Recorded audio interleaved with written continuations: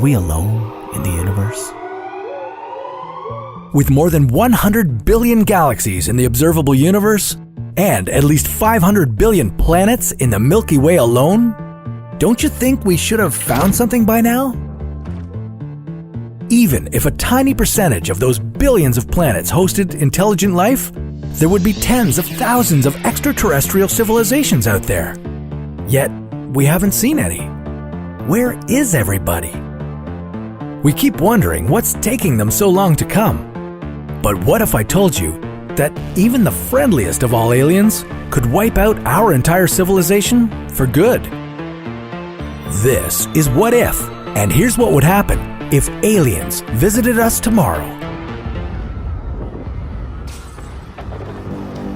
We tend to apply our theories to the rest of the universe. We expect aliens to come for a visit, even though we ourselves haven't traveled out of our own neighborhood yet. We just believe that they've had so much more time for technological progress to make space travel possible. So here they are, with their shiny alien spaceship roving above our heads. What would we do? As far as we know, no government on this planet has any sort of alien greeting party planned if aliens suddenly showed up on the horizon. Just try to keep cool.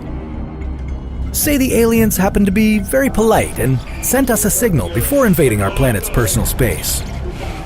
Well, you wouldn't know it right away. Not until several observatories maintained by different organizations verified that signal. Yep, that's it. Aliens are here, now you know. You got this shocking news from your TV. NASA officially confirms an alien ship detected in the solar system, not alone in the universe. Agencies and countries around the world would be working together, quickly trying to assess the level of threat. They'd summon experts in linguistics, psychology, combat, and biology, and have them attempt to make first contact with the aliens. Groups of experts would record all interactions to analyze simple alien gestures and auditory reactions. Those would help to decide whether aliens came in peace or they intend to do some serious damage.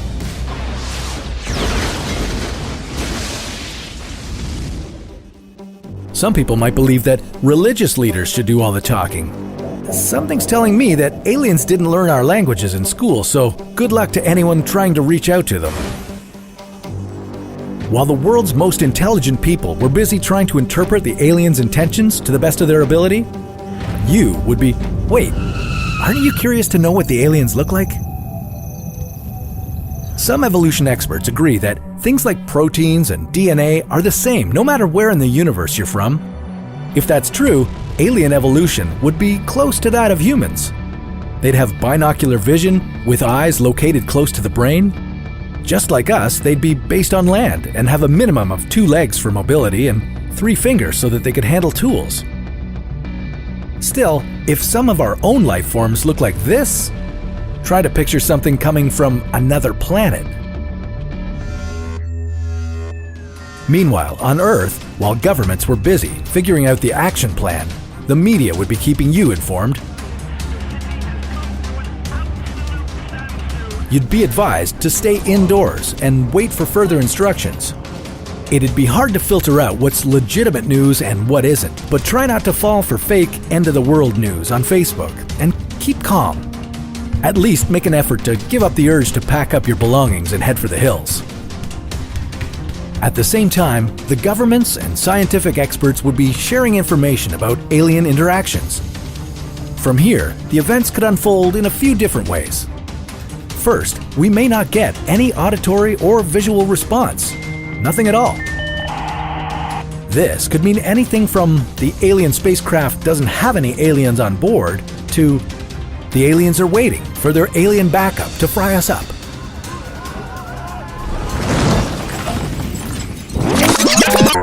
Another possibility is that aliens responded and tried to communicate with no weapons involved. I can't speak to their possible intentions. For all we know, they may want to get rid of us and keep the Earth to themselves. Thanks to the language barrier, our interactions might not be going well. Tensions would begin to rise. We'd be screwed. Considering that these beings had the technology to travel to Earth, it's likely that they also had the capability to develop some very, very advanced weaponry. Civilians would most likely be hitting the panic button as hard as possible. Meanwhile, governments would put their nuclear weapons on standby. That would be our best and most destructive weapon against them. Or so we think. It may turn out that the aliens have adverse reactions to things on Earth that we're all accustomed to. If, say, their skin melted upon contact with water, then defending ourselves against them would be simple. I'm not saying aliens would necessarily bring doom upon the Earth. They may not mean us any harm at all. But if some hazardous microorganisms from outer space hitched a ride with them and made it into our world, we humans might have no natural immunity to those extraterrestrial microbes, and they could slowly wipe our species off the planet. On the other hand, if aliens weren't coming here to make friends, we'd be destroyed long before we got a chance to offer peace between intelligent beings.